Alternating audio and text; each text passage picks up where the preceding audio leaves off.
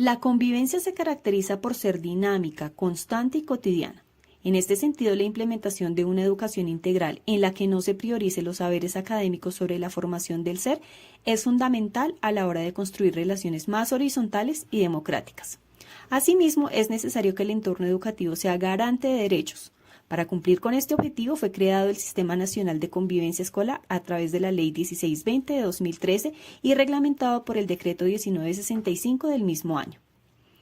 De este modo, es imperante que la escuela garantice la promoción y fortalecimiento de la formación ciudadana, el desarrollo socioemocional y el ejercicio de los derechos humanos, sexuales y reproductivos de todas las personas que componen las comunidades educativas, reconociendo que cada establecimiento educativo tiene autonomía para definir sus acuerdos de convivencia como parte de la formación integral de sujetos dentro de la escuela. El siguiente esquema resume el enfoque convivencial, entendido como un proceso basado en consensos sobre principios y normas que median las relaciones sociales. Los derechos humanos son atributos propios de todos los individuos y se basan en el principio fundamental de que todas las personas tienen una dignidad que deben disfrutar, independientemente de su etnia, edad, sexo, género, nacionalidad, clase, creencias religiosas o políticas, entre otros. Son de carácter universal, nacen con la persona y su protección es responsabilidad del Estado. Los derechos humanos articulan los valores de la libertad, la justicia y la igualdad, la democracia, el pluralismo y el respeto a la diversidad, la tolerancia, la no discriminación, la solidaridad y el reconocimiento del otro individual y colectivo como un legítimo otro. El enfoque de derechos humanos da paso a la construcción de comunidades educativas democráticas que cuestionan las relaciones de poder verticales, generando acciones que permitan volverlas horizontales y fortalecer la participación de todas las personas que las integran. Esto apuesta a reconocer y promover la equidad de los derechos en la igualdad de oportunidades, sin discriminación o privilegios injustificados a ciertos grupos sobre otros. Bully Magnets y SM presentan. Hola de nuevo, jóvenes. ¿Alguna vez han reflexionado acerca de los derechos que cada uno de ustedes tiene por el simple hecho de existir? Lista de derechos que Timmy tiene solo por ser Timmy. ¡Genial! Todos los seres humanos tenemos derechos solo por ser humanos. A eso llamamos derechos humanos. La idea detrás del concepto de derechos humanos es que cada uno de nosotros, sin importar quiénes somos ni dónde nacimos, gozamos de los mismos derechos y libertades. Los derechos humanos no son privilegios y no pueden concederse o quitarse, son inalienables y universales. Puede que esto parezca simple, pero resulta muy complicado de llevar a la práctica. Pero, ¿qué son exactamente los derechos humanos? ¿Quién los compila y quién los hace cumplir? A lo largo de los siglos, los humanos, a través de las sociedades, religiones y culturas, hemos debatido conceptos tales como legitimidad, justicia y derechos. Sin embargo, no todos los derechos humanos surgieron al mismo tiempo. Diversas condiciones históricas crearon diversos movimientos sociales que exigieron primero unos derechos y después otros. La primera generación fue por los derechos civiles y políticos y para salvaguardar la libertad de pensamiento y opinión, para elegir gobernantes. Esta etapa inicia con la Revolución Francesa, la independencia de las 13 colonias respecto a la corona inglesa y la independencia de las colonias americanas respecto a la corona española. Pero nosotros fuimos los primeros, luego los demás nos copiaron. ¡O los enfants de la patria! La segunda generación trajo consigo derechos sociales, económicos y culturales, seguridad social, trabajo, salud, alimentación, vivienda, educación y cultura. Esto fue al término de la Revolución Mexicana. Así es, ¿a qué esa no se la esperaban? Carranza protege los derechos humanos. La tercera generación contempló los derechos de los pueblos a la solidaridad. Esto consistía en la paz y la cooperación internacional y regional, el patrimonio de la humanidad, el medio ambiente, la autodeterminación y la independencia económica y nacional. Esto sucedió al término de la Segunda Guerra Mundial, con la creación de la ONU y la Declaración Universal de los Derechos Humanos, escrito por un comité mundial presidido por Eleanor Roosevelt. ¡Eleanor Roosevelt! ¡Primera dama y diplomática super cool! Dicho documento establece la base de las normas mundiales modernas sobre los derechos humanos. La declaración se basa en el principio de que todos los seres humanos nacemos libres e iguales en dignidad y derechos. Dentro de la declaración se reconocen, entre otras cosas, el principio de no discriminación, así como el derecho a la vida y a la libertad. También se habla de las libertades negativas, como ser libre de la tortura o la esclavitud, así como también de libertades positivas, como la libertad de movimiento y residencia. Abarca los derechos básicos, como la libertad de expresión, de religión o de reunión pacífica, así como los derechos sociales, económicos y culturales, como el derecho a la educación y el derecho a la libre elección de empleo, y a recibir un salario justo.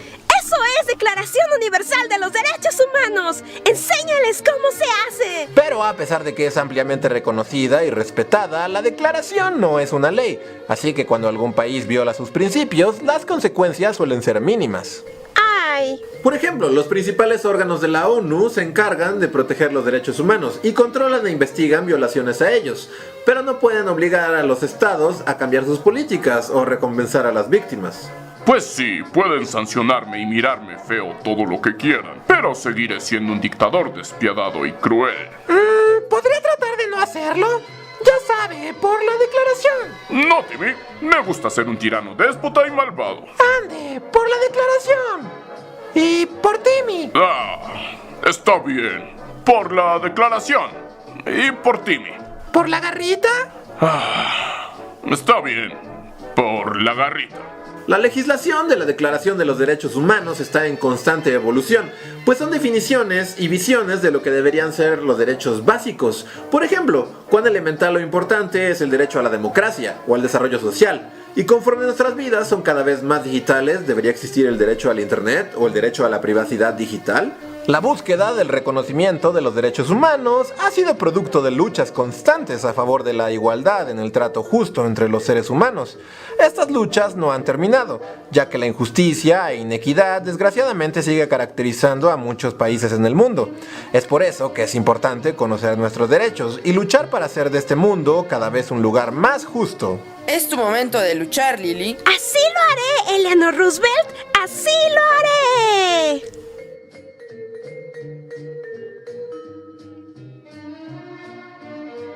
El enfoque de género se puede entender como una concepción teórico-conceptual sobre la realidad para identificar los diferentes papeles y tareas que llevan a cabo los hombres y las mujeres en una sociedad, las relaciones de poder asimétricas e inequidades entre ambos. El enfoque de género es una apuesta política y una herramienta analítica que tiene como principal objetivo la eliminación del sexismo en las relaciones sociales. Este enfoque va más allá de la inclusión de las mujeres y busca erradicar el sexismo de los espacios educativos. Lo anterior supone ejercicios analíticos y la construcción de estrategias políticas y pedagógicas para erradicar las expectativas normativas de género que promueven jerarquías y coaccionan la libertad y el cuerpo de todas las personas que conforman la comunidad escolar.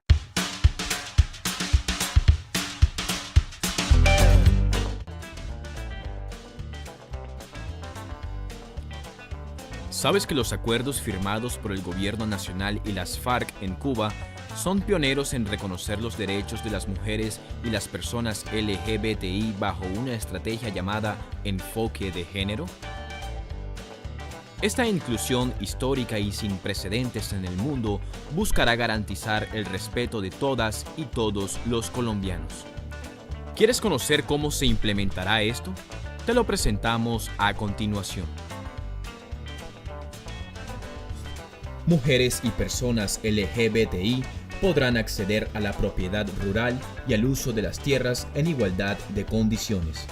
A las mujeres y personas LGBTI del sector rural se le garantizarán sus derechos económicos, sociales y culturales. Se promoverá la participación de las mujeres en espacios de representación, toma de decisiones y resolución de conflictos. Las mujeres y personas LGBTI tendrán acceso a medidas de prevención y protección de acuerdo a sus necesidades. Todas las mujeres y personas LGBTI tendrán acceso a la verdad, justicia, reparación y garantías de no repetición. Se reconocerá la labor que hacen las mujeres y personas LGBTI dentro de la sociedad en la construcción de paz. Se fortalecerá la participación política y social de mujeres y personas LGBTI al interior de las instituciones estatales. Los sistemas de información que usará el Estado tendrá en cuenta el sexo, el género y la etnia para el reconocimiento de las víctimas. Esperamos que en el posconflicto no solamente se garantice la superación de la violencia, sino que sea la oportunidad de garantizar una vida digna, la igualdad real y el ejercicio de derechos a las personas lesbianas, gays, bisexuales, trans e intersex. Súmate a la paz sin homofobia y sin transfobia.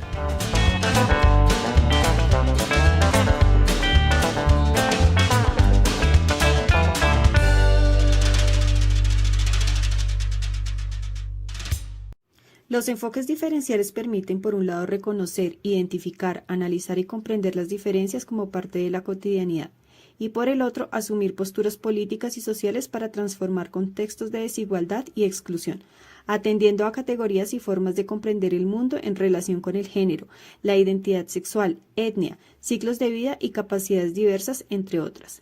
La incorporación de estos enfoques implica la puesta en marcha de acciones diferenciadas para garantizar el ejercicio de los derechos de los grupos poblacionales que histórica y sistemáticamente han sido vulnerados y excluidos. Es primordial que a través de la educación se genere el desarrollo de una convivencia basada en la autonomía, la libertad y el reconocimiento de todas las personas como fundamento del respeto a las múltiples formas de ser y de vivir, para fortalecer el ejercicio pleno de la ciudadanía. Dentro de las prácticas restaurativas se encuentran los procesos informales, que son acciones, estrategias y herramientas que contribuyen a mejorar las relaciones entre las personas y a restablecer aquellas que se encuentran deterioradas.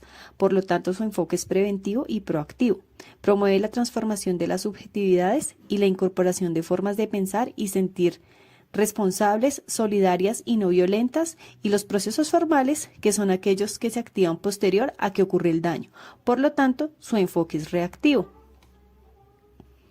Contrario al modelo clásico de aplicación de justicia que privilegia el resarcimiento del daño a partir de la sanción, el enfoque restaurativo se preocupa por reconocer y atender las necesidades de la víctima, las cuales pueden ser emocionales, simbólicas o de recuperación de su dignidad, haciéndola siempre protagonista del proceso. Frente al ofensor, esta perspectiva de justicia cuestiona la utilidad práctica y pedagógica del castigo y reconoce que los ofensores tienen sus propias necesidades de justicia, aunque no las identifiquen. Por tanto, incorporar el enfoque restaurativo supone 3 pilares básicos. 1. Los procesos restaurativos están centrados en reparar los daños causados. 2. Las ofensas implican obligaciones, en particular la responsabilidad activa del ofensor. Y 3. La restauración fomenta el compromiso y la participación de la tríada, víctima, ofensor y comunidad. El Plan Institucional de Convivencia Escolar implica realizar un análisis de contexto, así como revisar el estado de las relaciones en la comunidad educativa. Definir estos elementos del plan de convivencia de manera colectiva y participativa es una oportunidad para articular los pilares de la justicia restaurativa y desarrollar las prácticas restaurativas de acuerdo con cada contexto particular. Principios de la justicia restaurativa. 1. Reparar los daños que se han causado. 2. Buscar acuerdos sobre los factores esenciales del incidente y sobre los que están relacionados con responsables. 3. La participación voluntaria basada en una elección informada. 4. Facilitar a todas las personas involucradas un tiempo adecuado para decidir. 5. Reconocer los daños o pérdidas de quienes pudieron haber resultado afectados. Manifestar respeto por los sentimientos de los participantes y buscar una respuesta a las necesidades y cómo implementarlas. 6. La persona que resultó directamente afectada debe ser la primera beneficiada de cualquier reparación por parte de quien causó el daño. 7. Donde el daño ha sido reparado o enmendado debe ser reconocido y valorado. 8. La persona que resultó afectada y aquella que causó el daño deben ser los primeros participantes en un proceso restaurativo. 9. Los orientadores en el proceso restaurativo deben ser tan objetivos e imparciales como sea posible. 10. Debe privilegiarse por encima de todo la equidad, la diversidad y la no discriminación hacia todos los participantes. 11. Debe contarse con información suficiente, con la posibilidad de elegir y con la garantía de estar en un proceso seguro. 12. Debe garantizarse un seguimiento a los procesos, acuerdos y metas.